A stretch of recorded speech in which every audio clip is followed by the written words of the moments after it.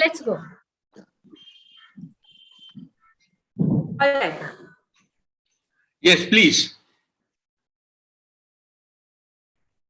A very good morning, everyone. I am Ketayun Mistry, the General Secretary of the Student Council at Government Law College, Mumbai, and I shall be your host for the day. I would like to heartily welcome you all to the 14th National Level webinar on the topic, Freedom of Media, its Contours and Trial by the Media. I would like to welcome our keynote speaker, the Honourable Justice Shri Rajshekhar Mantha of the Calcutta High Court. We're very honoured by your presence, sir. Our principal, Dr. Asmita Vaidya ma'am, has also graced the occasion. We're grateful to have you here with us. We also have with us our senior professors, other faculty members, extremely senior members of the legal profession, and students from all over India.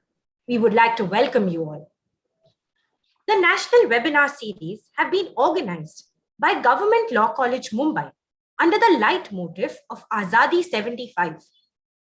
Azadi 75 is the celebration of 75 years of the Constituent Assembly, and we at GLC Mumbai aim to have 75 such events to commemorate this special occasion. And sir, up to today, we have completed more than 65 events, and we aim to finish the rest by 26 January. Before we proceed, I would now like to play the Saraswati Vandana to request Saraswati Ma to shower us with her blessings.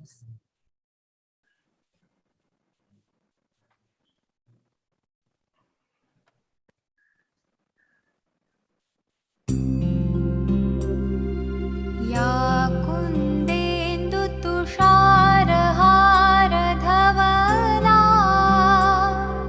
ya shubhravastravruta, ya veena varadanda manditakara, ya shweta padmasana, या ब्रह्माच्युत शंकर प्रभृतिभिः देवैः सदा वन्दिता, सा मां पातु Saraswati Bhagwati निःशेषजाड्यापहा.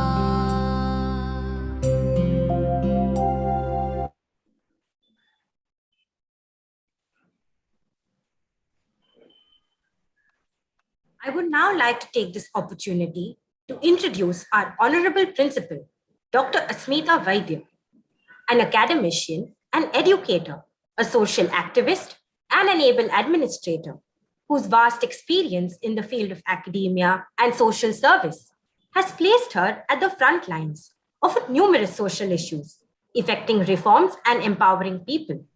Dr. Vaidya is also the recipient of several awards, such as the Tejaswini Award, the Nation Builder Award, and the Superwoman 2020 Award. She has also served as the head of Department of Law at the NMD College of Arts, Commerce, Law, and Management at Gondia, and has acted as the principal of Gokhale Education Society's NB Thakur Law College at Nashik, before finally taking up responsibility as the principal of Government Law College, Mumbai. As an accomplished leader, Dr. Vaidya has won over the hearts of all students at GLC with her enthusiasm and her efforts to introduce a variety of programs and courses for all of us. I would now like to invite ma'am to speak a few words on this occasion. Thank you, Ketayun. Ma Saraswati La Vandan. Government Law College, Mumbai is one of the oldest law college established in the year 1855, as we all know. This college has given many freedom fighters, social activists, social reformers, advocates, eminent judges, law teachers to the society. This college has actually witnessed making of the Constitution. As Ketayun has said, with a view to celebrate completion of 75 years to the establishment of Constituent Assembly, our college has decided to conduct 75 academic programs in the span of 15th August 2021 to 26th January 2022. The academic activities comprises of national webinars, national quiz competition, national level guest lecture series, straight plays, awareness program based on Indian Constitution. Ladies and gentlemen, today we are very happy to have with us Honorable Justice Rajshekhar Mantha, Calcutta High Court, Calcutta, designated senior advocate and then elevated as Honorable Judge in 2017. He is the person who always liked to give and get connected with young minds, thus delivered number of lectures in different fields. Sir, on behalf of Government Law College, Mumbai, and personally from bottom of my heart, I welcome you and express gratitude for accepting our invitation. Freedom of media, its counters and trial by media is the topic of address today. The ability of journalists to report freely on matters of public interest is a crucial indicator of democracy.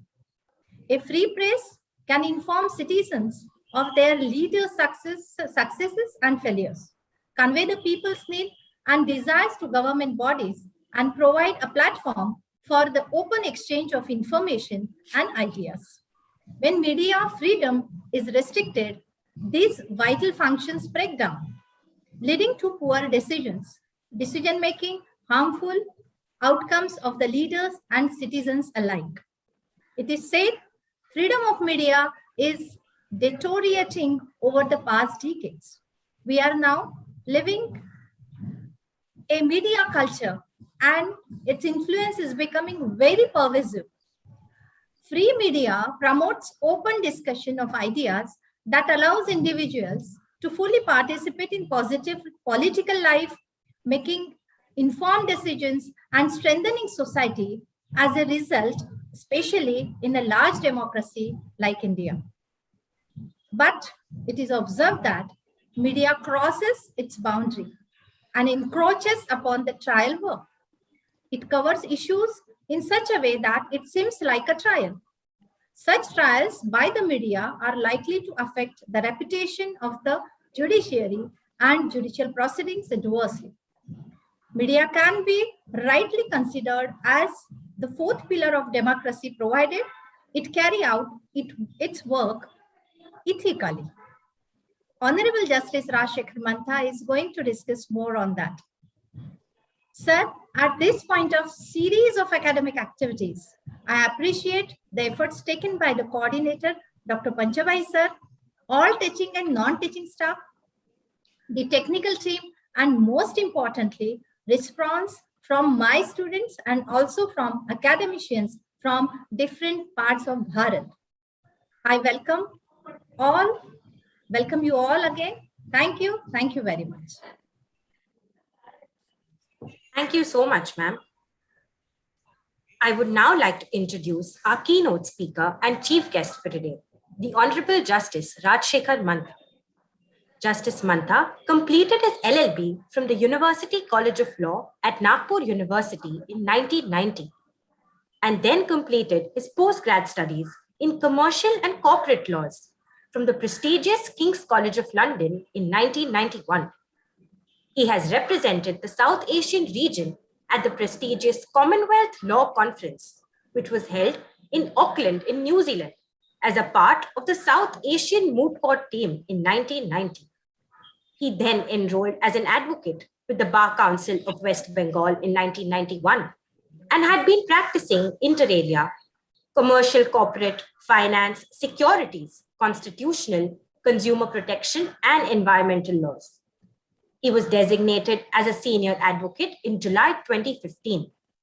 He has also been a visiting professor to the National University of Judicial Sciences, also known as NUJS at Kolkata, and has delivered lectures at the staff training colleges of various nationalized banks, the CID at West Bengal, the Institute of Chartered Accountants at Kolkata.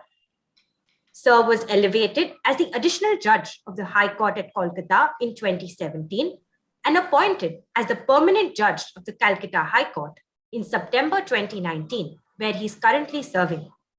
We're delighted and extremely honored to have you here with us. And we're also excited to hear your topics on an extremely intriguing topic, which has led to strong reactions and opinions by various groups in society, all who are wanting to protect and enhance our democracy. The topic is freedom of media, its contours and trial by the media. Without any further ado, I would like to invite you, sir, to kindly begin the lecture.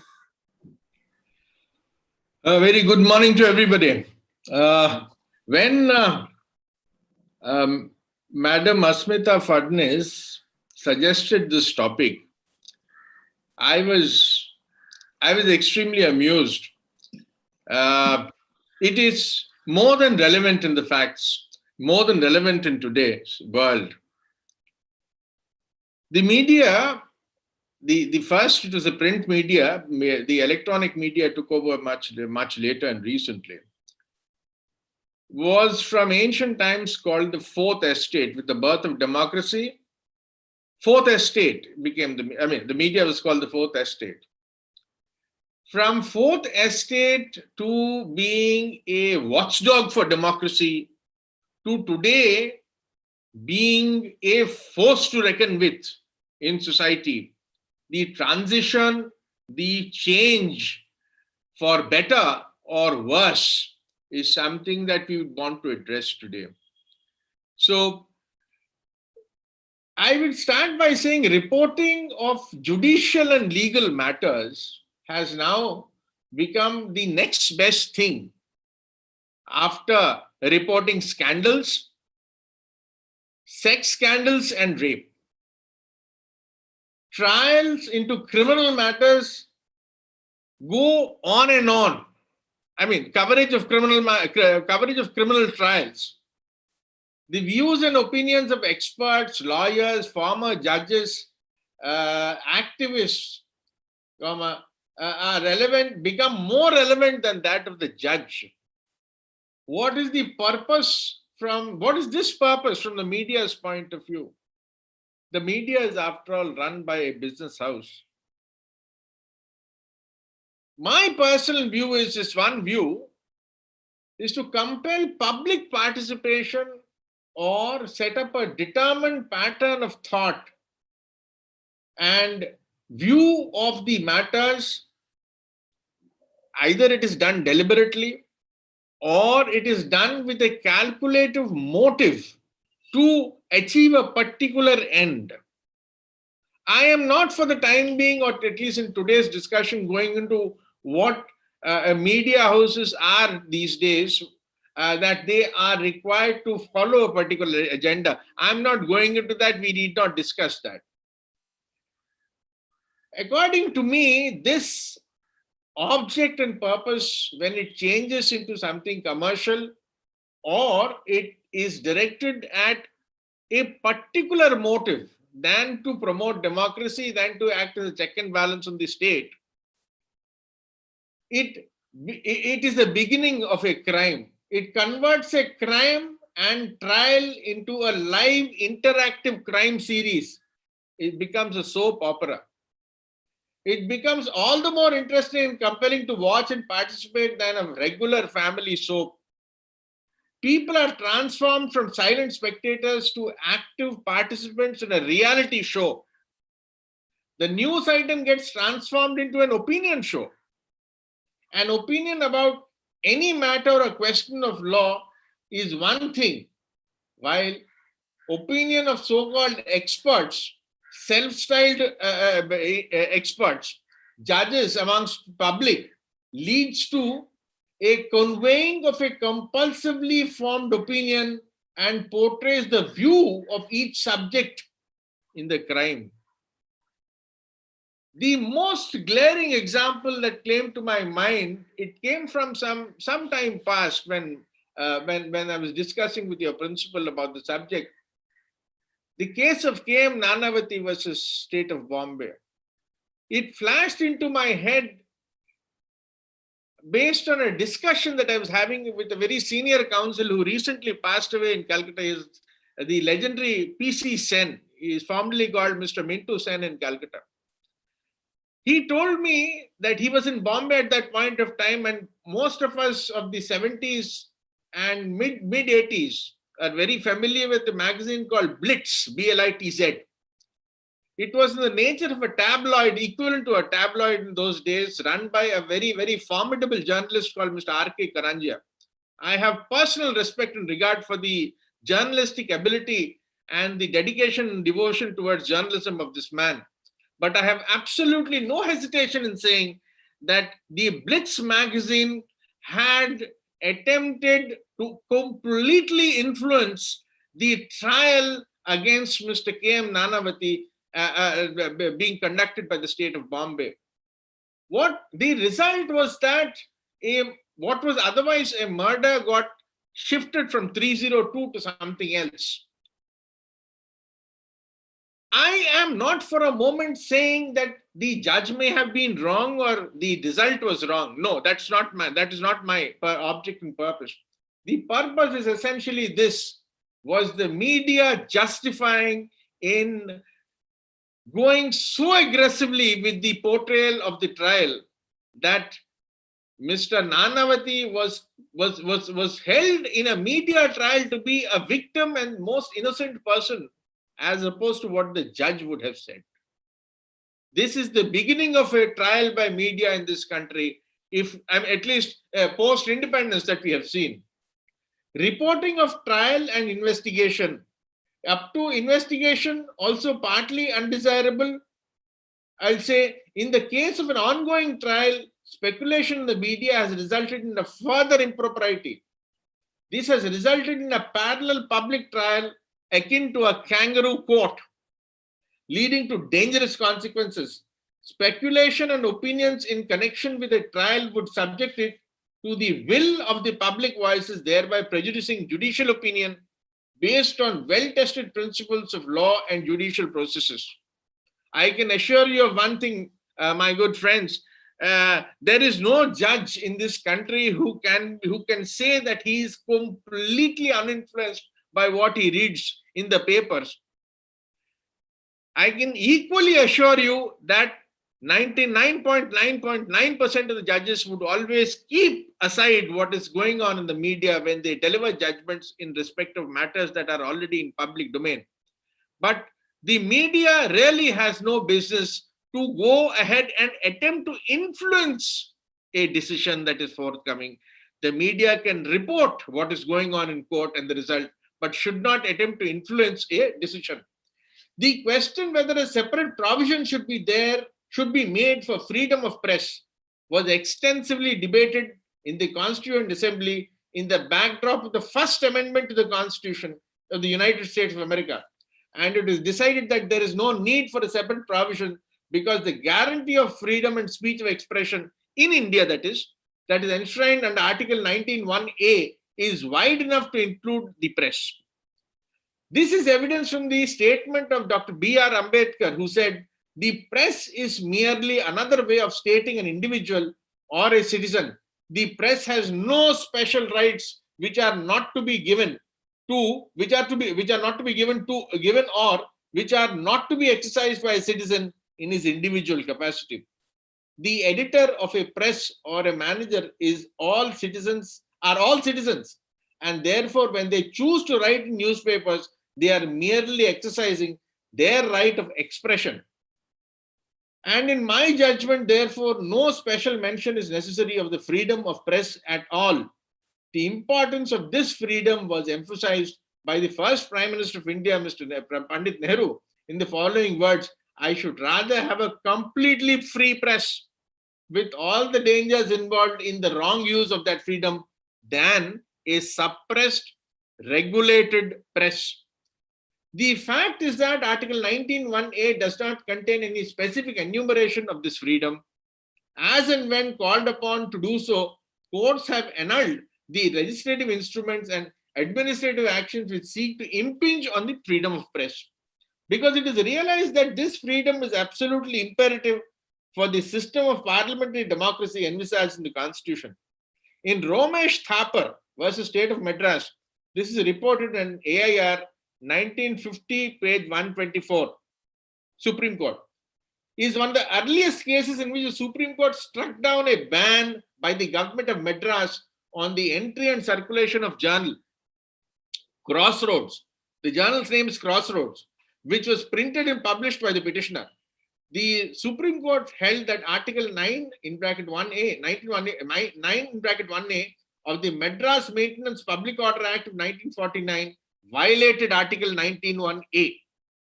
The court held that the right to freedom of speech, expression is paramount, and that nothing short of a danger to the foundations of the state or a threat to its overthrow could justify a curtailment of the right to freedom of speech and expression. In LIC versus Manubhai Shah, reported in 1992, volume 3, Supreme Court cases, page 637, the Supreme Court reiterated that freedom of press and expression must be broadly construed to include the freedom to circulate one's views by word of mouth or in writing or through audio-visual media. This includes the right to propagate one's views through the media or other media. The Apex Court observed freedom to air one's view is the lifeline of any democratic institution, and any attempt to stifle or suffocate or gag this right would sound a death knell to democracy and would usher in autocracy and dictatorship. While recognizing that the freedom which includes the right to air one's voice, the Supreme Court also unequivocally held that right to respond or right to rebuttal is part of the concept of freedom. That case arose out of a publication of an article by a trustee of a consumer rights organization. In that article, the so-called unfair practices adopted by the Life Insurance Corporation was criticized. The corporation responded to the article and challenged the criticism. The trustee then published a rejoinder which also appeared in the same newspaper. In the meanwhile, the author of the counter got published his views in Yogakshema, an in-house magazine of the LIC. When the trustee wanted to publish his rejoinder in the same magazine, his request was turned down. The Supreme Court held the trustee's fundamental right of speech and expression entitled him to insist that his view on the subject should reach readers so that they have a complete picture rather than a lopsided or distorted one. The court held that the LIC, a monopolistic state instrumentality which survived on public funds, could not act in an arbitrary manner on the ground that it was a matter of exclusive privilege to publish or refuse to publish in an in-house magazine. The right, however, is not absolute. You will see in course of our discussion and in course of my placing whatever little research I did, is that a huge change has occurred from the time when print media got invaded and had to compete with the electronic media. Electronic media, the items are not generally kept in permanently recorded form like a print media. It can be stored, it is stored in other places, that is not what I am on. But a view expressed on an electronic media or a television, to correct, rectify, and to retract that is much more difficult than that of a print media. So these are factors that you will have to weigh as and when you go on and address the concept of freedom of media and press and its abuse at a later stage. The journey through the maze of judgment shows that the Supreme Court has recognized diverse facets of the concept of freedom and speech and expression, both in regard to the contents of the speech and expression and in regard to the means through which the communication takes place. It covers the right to express oneself by words of mouth, writing, printing, picture, or in any other manner, the right to circulate, the right to criticize, the right to receive information, the right to expression beyond national boundaries, the right to report proceedings of a court and legislature, the right to advertise, the right to rebuttal. The communication of ideas can be through any medium, i.e. newspaper. Now, it is here that I was, I just wanted one question to be thought about for thought at your ends, and please give it a good thought at your leisure. Should the freedom of press, that is of the print media, be wider than the freedom of the electronic audiovisual media? Is there a need for bringing in law to differentiate the two? Is something that you would want to consider at leisure. The judgment of the full bench of the Bombay High Court in Anand Chintamani versus State of Maharashtra, this is reported in 2002, Volume 2, Maharashtra Law Journal, page 14. The Bombay High Court held that the play Me Nathuram Godse Bolto Hai, a play critical of Mahatma Gandhi, upheld the right to criticize, tolerance of diversity of viewpoints, and acceptance of freedom to express of those whose thinking may not accord with the mainstream are cardinal values which lie at the very foundation of a democratic form of government. A society wedded to its rule of law cannot trample on the rights of those who assert views which may be regarded as unpopular or contrary to the views shared by a majority. The law does not have to accept the stories would tarnish the image of the High Court.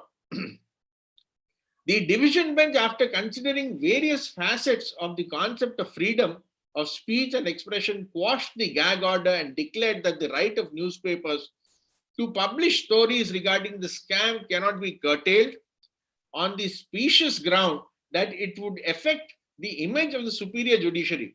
The court recognized that the right of newspapers to bring truth before the public cannot be abridged on the pretext of protecting members of the superior judiciary whose names had been figured in the scam. Now, I'll just pause for a moment here. I have often asked members of the bar in courts before me, please stop short of criticizing my own judgment in my courtroom. Whereas you have an absolute unqualified right to give fair criticism of my judgment and decision in a public forum, irrespective, with due care and respect. It is your bounden and fundamental right to criticize a view. The normal and obvious forum to address an incorrect view of a single judge is before a division bench.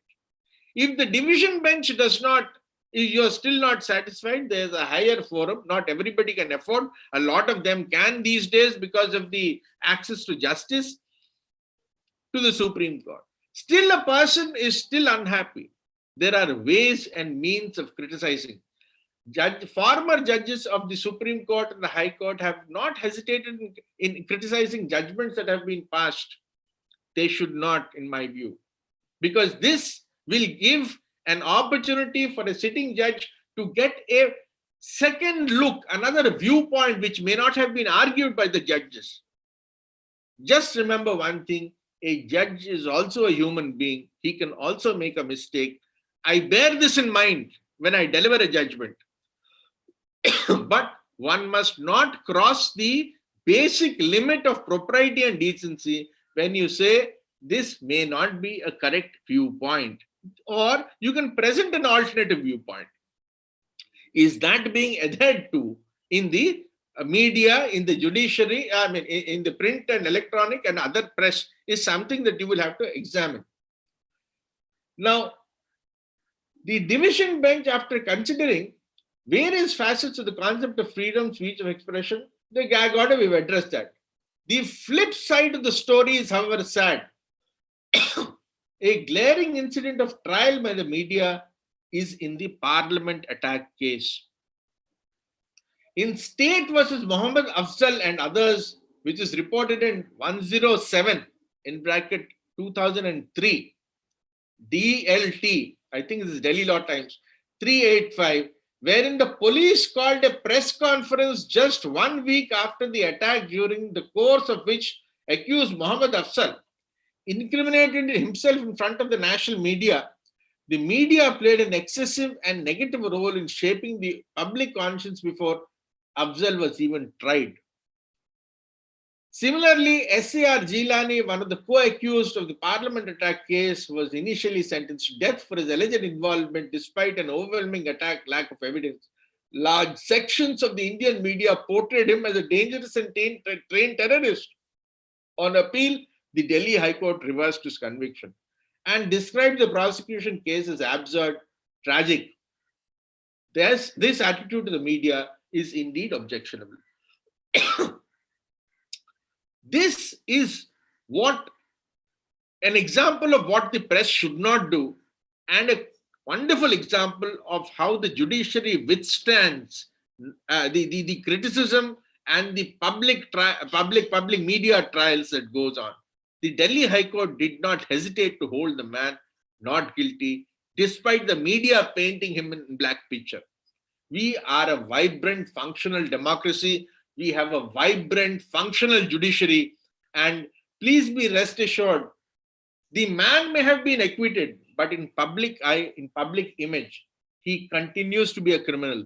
Is this what the media is supposed to do? Please ask yourself this question. Then why are the judges there? Why is the judiciary there? Why is the judicial system there? In the Arushi murder case, Nupur Talwar versus CBI and another, this is reported in 2012, Supreme Court, page 1921, which has seen trial and conviction by media in an extended, unrestrained, unrelenting form.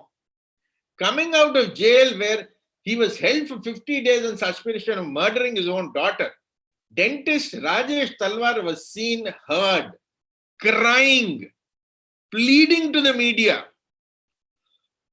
to let him spend time with his family. In the close of 2 months that it took for the investigation to deem the victim's father is innocent, the media speculated day in, day out about the father's guilt, about the reputation of the young girl, in the process of tarnishing everybody's reputation, the father, the daughter, the son, every member of the family, the mother. The longer it took for the case to be satisfactorily resolved, the longer the media lived off it in the most incredible and despicable manner possible. The competitive commercialization of the press, the electronic media, also calls for an appropriate debate, if not just a debate, a serious, comprehensive introspection by the public at large, and if necessary, an appropriate amount of legislation. You have the entire media, the public at large has completely held, hung, destroyed, demolished the entire family of the Talwars. And finally, when the investigating agencies had let him off, the damage was already done to the family. A group of 40 distinguished legal experts and media representatives convened by the International Commission of Jurists at its Center for Independence of Judges and Lawyers and the Spanish Committee of UNICEF Madrid in Spain between 18th and 20th January 1994. The objects of the meeting were this: the media have an obligation in respect to the rights of individuals protected by the International Covenant on Civil and Political Rights and Independence of the Judiciary. After a long debate, the Commission drafted what are recognized as minimum standards of freedom of expression. These are: freedom of expression as defined in Article 19 of the Covenant includes the freedom of media, constitutes one of the essential foundations of every society which claims to be democratic. It is the function and right of the media to gather and convey information to the public, to comment on the administration of justice, including cases before, during, after the trial, without violating the presumption of innocence. This principle can only be departed from in circumstances envisaged in the International Covenant on Civil and Political Rights as interpreted by the Syracuse Principles of 1984 on the limitation and derogation of the provisions of the International Covenant on Civil and Political Rights. The right to comment on administration of justice shall not be subject to any restrictions. The Commission emphasized the need of maintaining a balance between the independence of the judiciary, freedom of press, respect of the rights of the individual, particularly of the minors, and the persons in need of special protection. In India, The legislature itself recognized the need for protecting media against the threat of contempt proceeding by incorporating Section 3 of the Contempt of Court Act 1971. Even pre-trial publications have been granted immunity under Section 3(2) and explanation. However, parallel investigations have not been favorably viewed by the courts.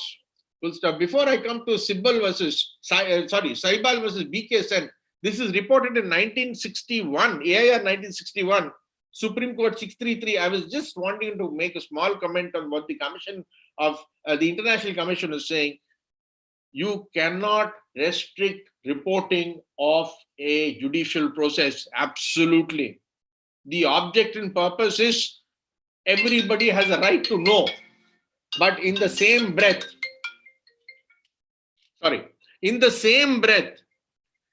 giving rights to people who are not capable of understanding the scope and purpose. I'm not saying this applies to all.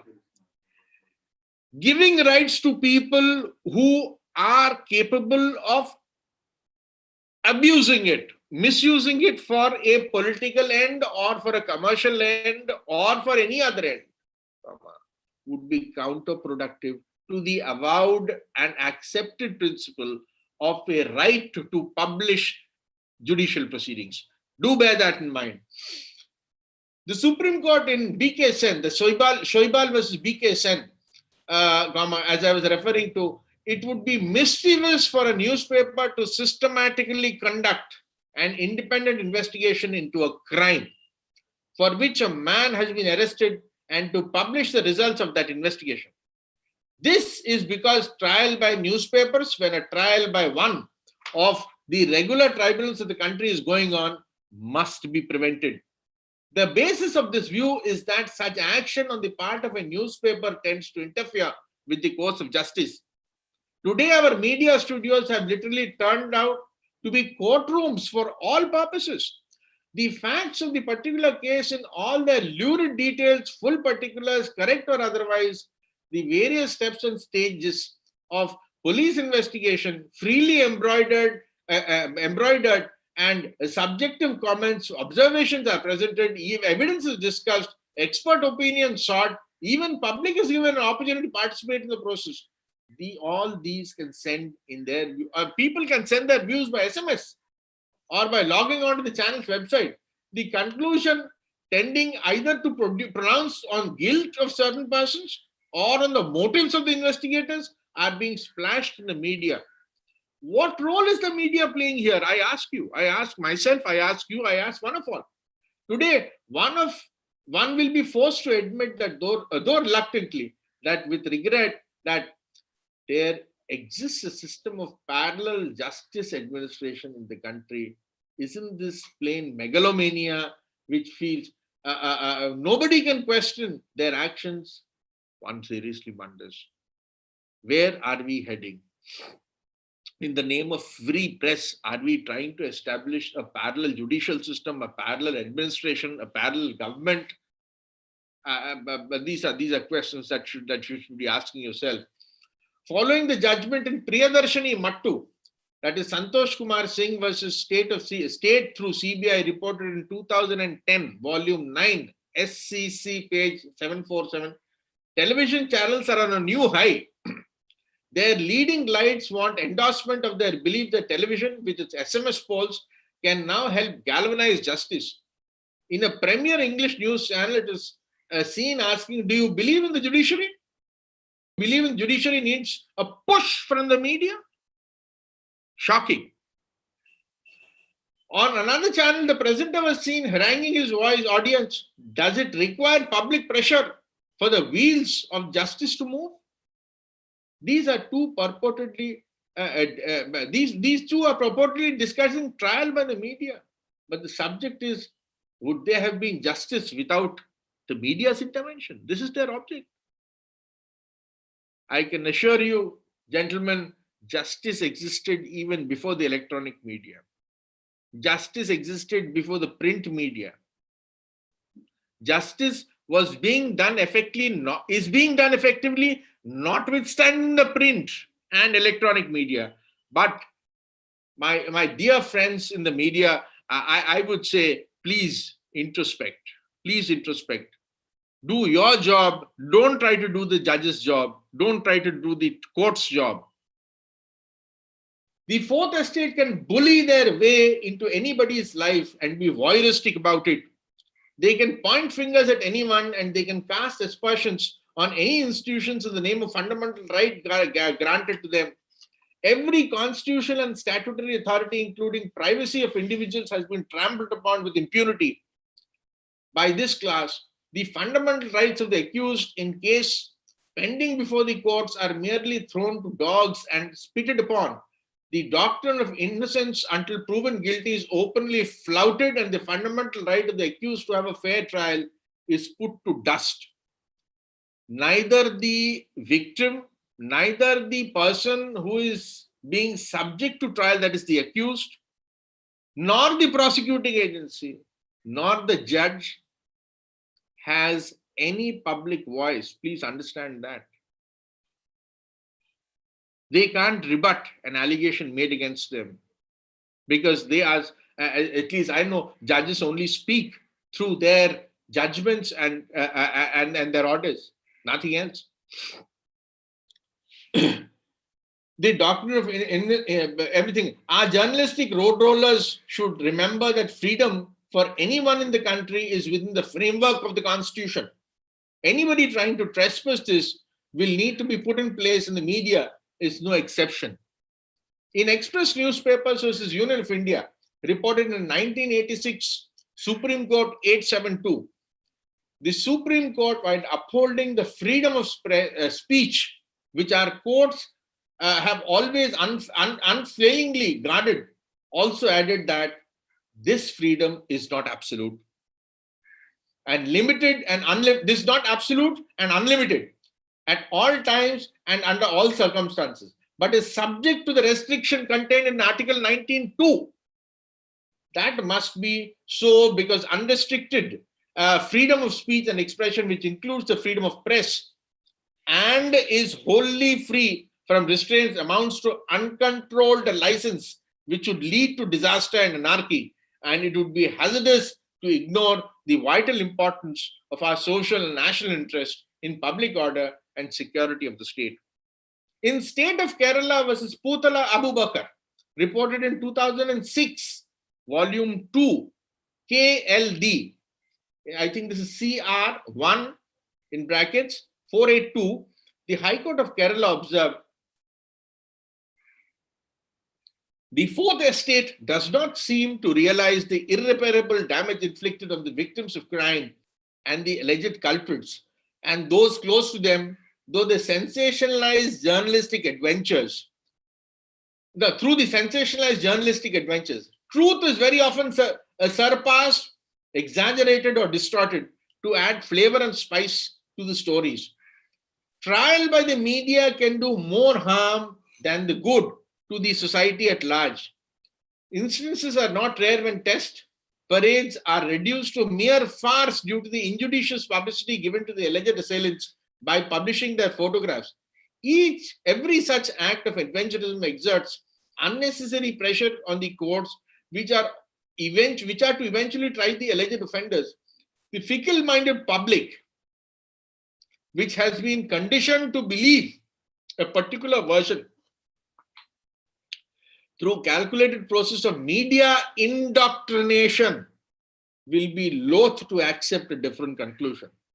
Hence, if the court who finally decides the alleged culprit were to ultimately record an order of acquittal for want of legal evidence before it, it may not be out of place for the public at large to conclude that the verdict of the court is wrong. Tell me one thing, gentlemen. The media in the process, in this particular example, and I was citing this earlier also in different forms, there is a trial before a court of law. There is a parallel trial going on in the media. The media finds the person completely guilty. The court, by following avowed principles of law, justice, evidence, and the procedure, finds that he is innocent. The public will never believe it. The faith in the judiciary is eroded. The faith on the democratic principle is eroded. The faith in the constitution is eroded. You are leading the nation towards anarchy. Please bear that in mind. Now come the checks and balances, if any. Media trials in general and in particular case are tantamount to contempt of court, which is prescribed by the Indian Constitution and the Contempt of Court Act of 1971. The Act defines contempt by stating that no publication which is calculated to poison the minds of jurors, intimidate witnesses or parties to, or create an atmosphere in which administration of justice would be difficult or impossible amounts to contempt. Apart from the above, there is a statutory regulatory mechanism for the media.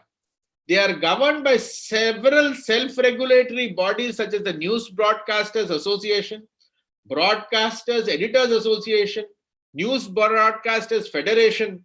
Membership is completely voluntary and each authority has its own set of guidelines. In fact, the members of all such regulatory bodies include the office bearers of leading news channels. Complaints about the guideline violations are handled by an independent body appointed by the members themselves. The Press Council of India, which has no jurisdiction on electronic media, issued an advisory maintaining that media should not conduct their own parallel trial or forecast a decision to avoid pressure during investigation and trial. Unfortunately, the watchdogs, their guidelines and advisories have not been taken seriously. Media, without any doubt, in fact, I recollect a very, very highly senior and respected journalist of the print media of yesteryears. He was speaking at a news function which I heard, a television function. I was so touched by this man's concern of the old school principles following, which is a self-imposed restraint and restriction on media. And the way he was lamenting at the manner in which the journalist, whichever media he belongs to, he or she, is flouting it, the amount of pain that was there in his eyes was painful. One clear example that we found in the recent Amphan cyclone that was being covered in the television was that there was, I'm not saying this is the rule, this is just an exception, I'm sure. The water that was being shown was, the news clip was that the entire area was flooded by recent flood waters. The person who was in the water was shown to be swimming, and very strangely, or rather, as luck would have it, this person who was showing the camera, wielding the camera, and the person who was narrating the incident was also standing next to the person who was swimming. The person standing was only in less than knee-deep water. The other person was shown swimming in the water. There was no depth to the water at all. No, I'm not saying this is the rule that is happening. I'm saying that this of attempt at aggrandizement, attempt at trying to steal a march over another channel quickly, at the end of the day is cutting a sorry figure of not just the media, but is bringing down the entire the institution of society, the way people look at it, and the way media channels are competing against one another. It portrays a very sorry and sad state of affairs.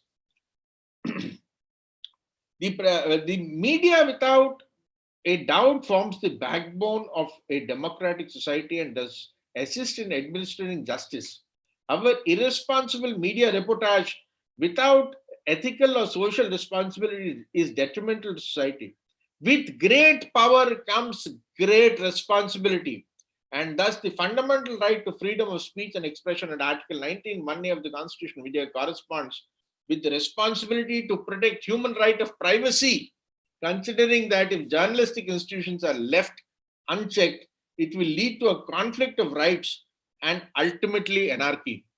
The basic human right, the right to privacy of an individual, regardless of their position in a court case, cannot be put at stake for the news channels to serve their own selfish interests. It is evident that in the absence of any regulation by the government, media should not be given a carte blanche in the investigation processes. they should not be allowed to exercise fundamental rights of free speech and expression to transgress grounds of prudence. Considering that currently there are no precedents set for the media channels to regulate their content with respect to violation of the right of privacy, courts should take suo motu cognizance of the transgression and set the media and set the record straight until the time a robust privacy law comes into force in India. In addition, a codified law for the functioning of the media channels, along with one exclusive regulatory body, is the need of the hour for the public regulation of electronic media and also safeguard the right to privacy as that is certainly inevitable. Freedom of speech includes press freedom, as Supreme Court has held in Express newspapers case, which we have referred to earlier, way back in 1958. Though the Indian Constitution does not recognize freedom of press as unambiguously as the US Constitution, the Supreme Court has read an important status to it, not the least as reflecting the citizens' right to know. Pre-censorship of written medium is impermissible, and even the visual medium cannot be censored beyond what is a reasonable restriction as per Article 19(2) of the Constitution, and thus incorporated in the Cinematograph and the Cable TV Networks Act. Whether the press or the media has crossed a legitimate boundary is a perennial question. Recently, the Andhra Pradesh High Court gagged all forms of media, including the social media, from publishing anything that relates to FIR filed by the Anti-Corruption Bureau, Guntur. The freedom of press also came to focus before the Supreme Court in a case in which it restrained Sudarshan TV from airing its Bindas Bol program, that is UPSC Jihad, on the grounds that it sought to vilify a community. A clear and present danger to public health, safety, or morals, such as falsely crying fire in a crowded theatre, or incitement to violence in a charged atmosphere, or a deliberate rumor that the village well is poisoned like a spark in a powder keg, may warrant an injunction on an emergent basis.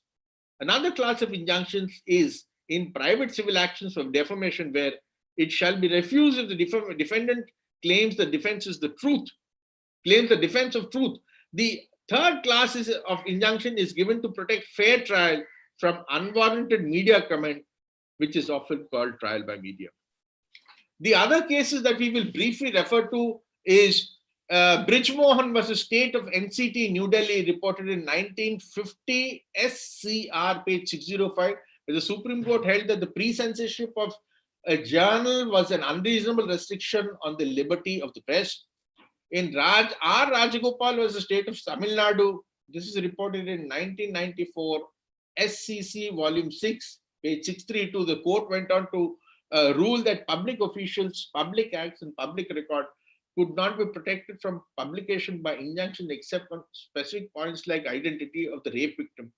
Having expanded on the right and the duty of the media to inform the citizens, the Supreme Court has also reportedly cautioned against the media trials which might hamper the administration of justice in R.K. Anand versus Registrar, Delhi High Court.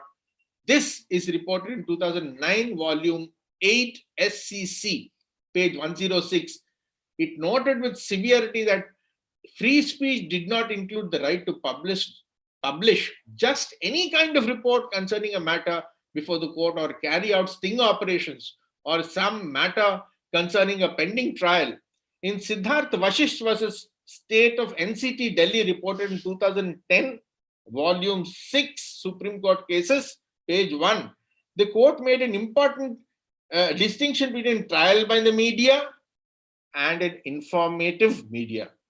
The case of Sahara versus SEBI, reported in 2013, volume 1, SCC, is a review of the case law on the point, and it reinforces the line between legitimate comment and a usurpation that affects the presumption of innocence.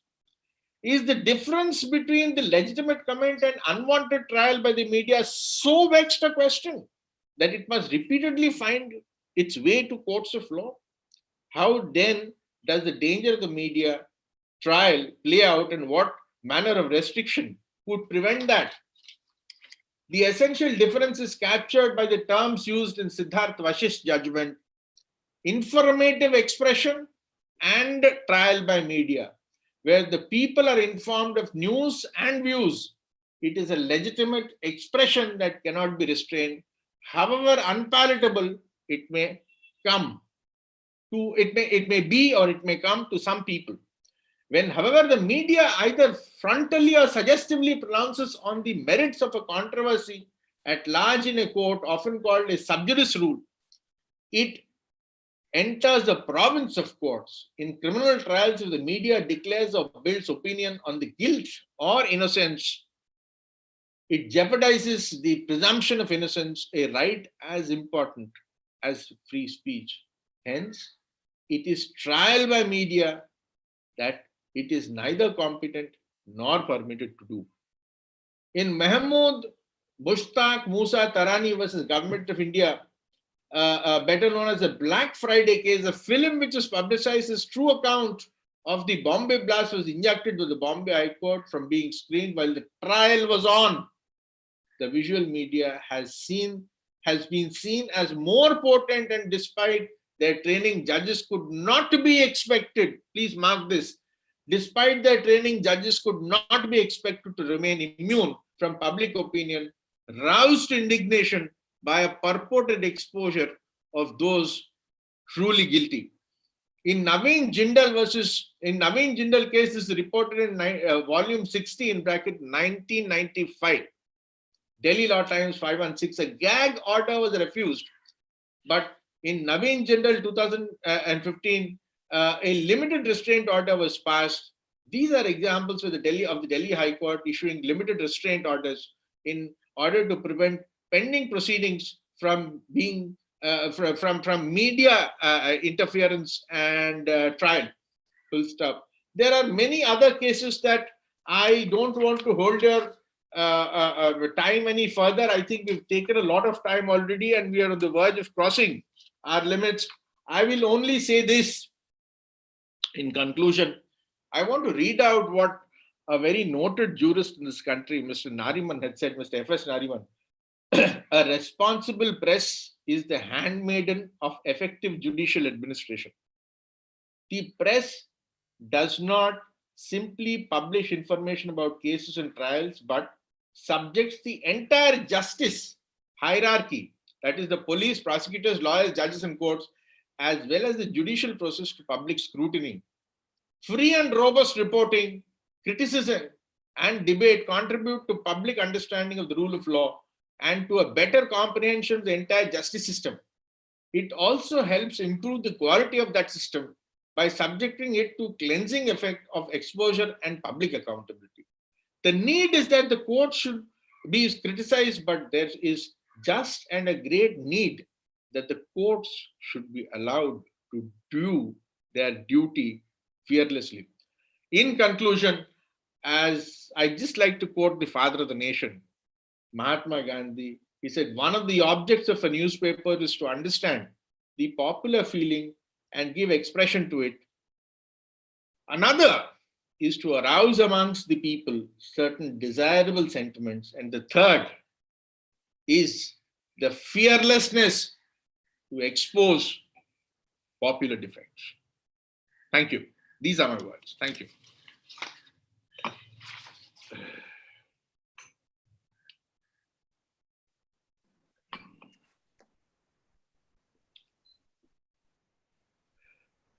That's it. Thank you. Thank you. This is all.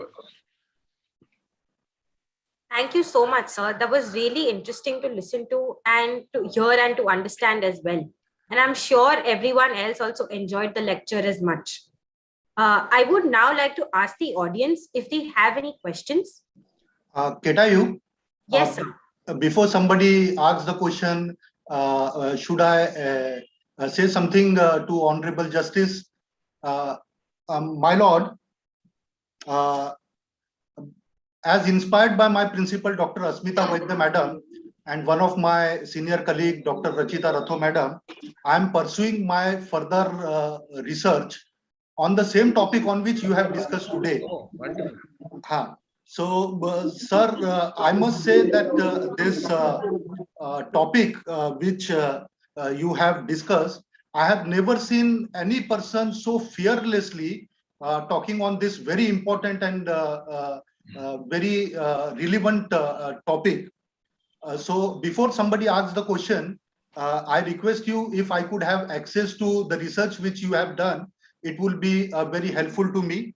And my lord, I have one or two questions, if you permit me to Please. ask those questions. Please. Sir, what guideline media should follow to draw a line between what is private space and what is public? I will give you an answer that straight away comes to any judge whenever he is asked to define what are restrictions and what are not. The answer is there is no straitjacket formula. But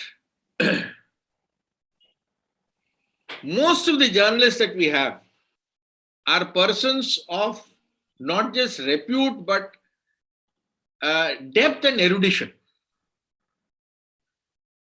If your reporting is driven essentially by the purpose of informing somebody, bringing to light facts without prejudice, without ulterior motive, and without any other kind of influence, that is exactly what a self-imposed restriction on the media, that is the bottom line of self-imposed restriction. Please understand this. Yeah. We have a million laws. There is one Chief Justice of our High Court. When I was at the bar, the Chief Justice asked on the bench, Mr. Mantha, when there are so many, when your client is there, that is SEBI, why are so many, why are so many of these Ponzi schemes going on? Why are they happening? What is SEBI doing? I said, my lord, we are canvassing, we are communicating with the public through print media, through radio, to papers, through television, not to be attracted by profit and driven by profit. That's one thing. But then it's human nature to be driven by greed. That's one thing. Then then her lordship was pressing on with the query, and she was very upset. And I can understand why she was so upset, because a huge number of people, small, poor people, had been duped by these companies. I said, Madam, I can only answer that by asking a question to myself. There are a huge number of penal laws in this country. Why do you think the crimes are still on? This is as far as I could go. It was in desperation, but that's all I did. So, in a sense, gentlemen, it is a self-imposed thing. I can draft 200 laws, 200 guidelines, 200 restrictions. At the end of the day, a responsible media is in the mind of the journalist and nothing else. Thank you, sir. Sir, please allow me to one more question. Yes. That what is public interest or what is private interest today has been left at the discretion of the media. Isn't it a threat to the democracy? Gentlemen, it is, you are absolutely correct. There is a threat to democracy there. But tell me one thing. If there is a man walking on the street and if I have to tell him or write a law or put down a law that your right to stretch your arm will end where the other person's nose is starting, does it have to be written and codified, gentlemen? It is self-understood. Yes. The question is, what is the level of understanding of a human being? At the age of 40, he will have X level of understanding. At the age of 20, he may have an X minus 10. At the age of 50, he will have X plus 5. So follow this journalistic hierarchy within yourself. Don't get influenced by the owner of the house who will tell you, support this government, support that government. These are the other sides. What I'm basically trying to tell you is it has to be inherently self-regulated. Follow the hierarchy within yourselves. Have a check and balance within your own organization. No amount of law will be accepted even by me, for that example. As a citizen of this country, I don't want a regulated media. Because at the end of the day, no matter all the ills that are happening in the media that we see, misuse of media, misuse of the channel and the right to press, right to publish, the media still is doing a wonderful, fine job in keeping a check and balance on the public at large in every institution in the country. Thank you. Thank you, sir. Thank you. Thank you so much. So there are two other people who have raised their hands. Would it be all right with you to take up their questions as well? Yes. Sir Ganesh Bodke, sir, would you like to go first? I don't know whether the gentleman is audible. Madam, you can take down his question and ask me because I think you are more audible. Yes, sir. I cannot hear him either. Okay. Mr. Bodke, if you want, you can write down your question as well in the chat box. And until then, Dr. Hina Samani, would you like to go ahead? Yes, ma'am. A very good afternoon, sir. Sir, it was a very free, open session we have ever heard on media. Thank you so much for that, because these were the questions which always came to our mind. So, with all due respect to what you said, the self-imposed restriction, even after that, cannot we have the restrictions on at least the tone which media uses and which influences the public at large? Because the way they follow the news, the way they use the tone, that too matters a lot. Cannot we do that? Indeed. Madam, it's a wonderful question. I fully agree. When I say that there can't be a straitjacket formula, indeed, I do mean there is a straitjacket formula, but I did not say, I don't mean that there can be absolutely no law whatsoever. I'm not saying that. I'm saying that do have a law, some kind of a consensual law. You can be rest assured the right thinking people, the senior media personnel, print, whatever, they will come out with some of the finest suggestions. There, to an extent, there is a bit of regulation, but to call it law to control would be very dangerous. So what you're trying to do is regulation stopping short of control. This is be the bottom line. Ji, sir. Thank you so much, sir. Very well. Anything else? Mr. Raja Saha. Yes, Ms. Saha. First of all, Lordship, I would like to thank you, Lordship, sir, for this outstanding speech. And I just repeat, Dr. Panchbhai, that it's a fearless speech. Since nowadays we are practically under the rule of media. Exactly, we are existing. Now, I just want to put one question. Since your Lordship has taken a reference of Section 3 of Contempt of Courts law, I just want to know, is there any scope of any court having suo motu contempt as and when the court sees or experience that the media in an ongoing trial process is crossing their limit, which they often we have witnessed? Is there any scope of taking this suo motu contempt by the Honorable Court? If Absolutely. Yes, then is there any such examples of taking suo motu contempt by any court in our country? Is there any examples or instances? Mr. Saha, I just want to inform the others. You are an advocate of the Calcutta High Court, and you have appeared many times in my court.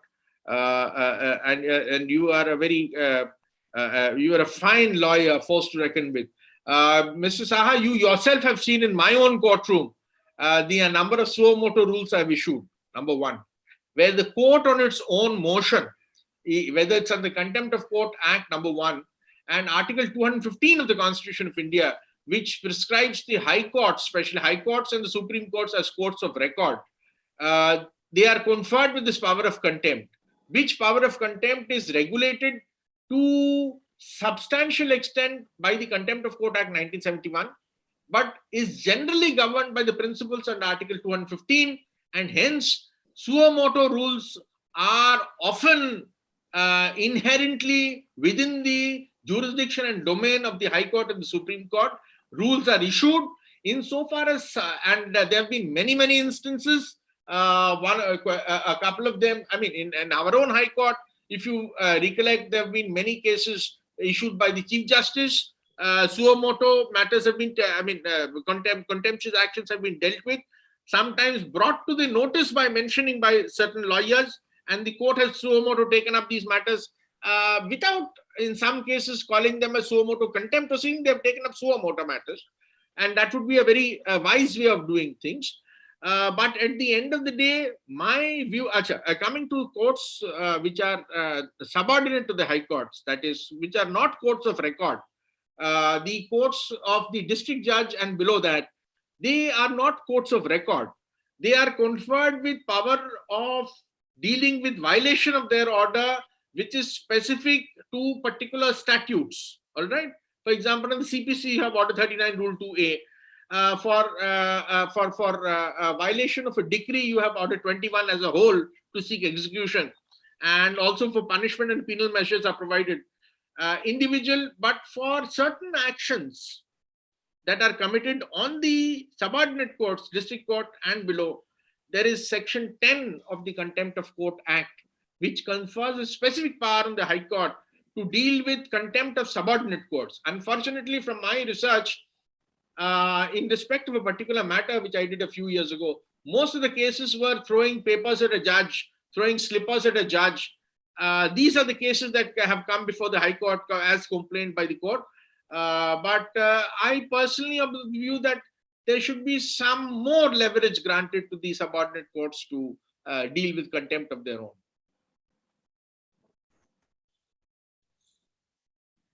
Yes, that's it, Ms. Vaidya. That's it. Can we? Definitely, sir. I would now like to invite Dr. Srinath Panchbhai, sir, who's a senior professor at GLC, to give the vote of thanks. Thank you, Ketayu. I'm extremely honored and privileged to express my vote of thanks in this 14th level webinar on freedom of media, its contour and trial by media, in which we all have heard today Honorable Justice Sri Rajesh Rekhar Manta sir, Calcutta High Court, Calcutta. Sir is a keynote speaker today. Our today's topic, freedom of media, its counter and trial by media. Mr. Panchbhai, small interruption. Sorry for this. Yes, it is the Calcutta High Court. The pronunciation is still CALCUTTA at Kolkata. Acha, okay. Much obliged, Your Lordship. Yeah, I'll correct myself. Justice Shri Rajesh Rekhar Mantra, sir, Calcutta High Court at Kolkata, is a keynote speaker.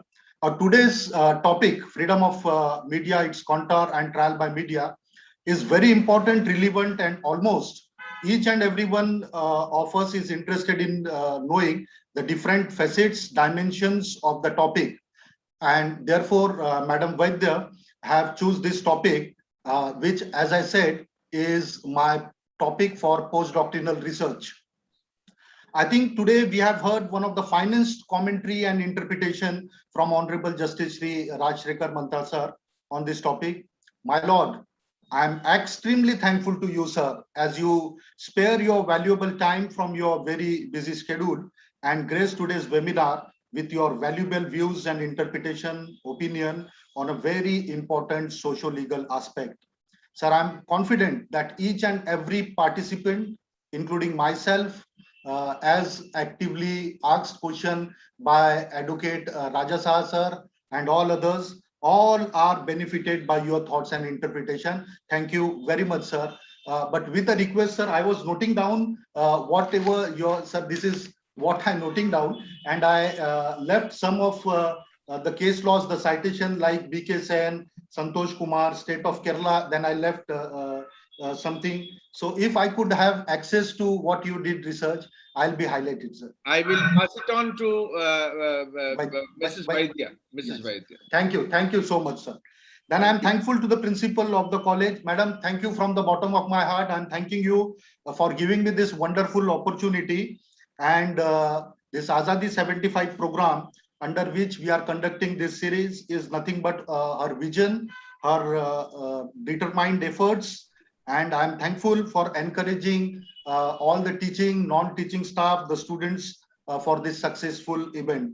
Madam, you are a true visionary. Thank you very much. I'm thankful to all my colleagues, the teaching and non-teaching staff, and the students of the GLC who have rendered their technical support and making this webinar a grand success. Finally, I am thankful to all the participants who are present virtually through Zoom, Google Meet, YouTube, and Telegram. My lord, these participants are the students, faculties from various universities and law colleges, and also member of different bars. So thank you very much, one and all, for your presence. I hope that your well wishes will always remain with the Government Law College, and we could organize under the guidance of Dr. Vaidya Madam such more programs to happen. Thank you, one and all. Over to you, Ketayu. Thank you, sir. Before we end, I would like to request everyone to please switch on their video cameras so that we could take a group photograph.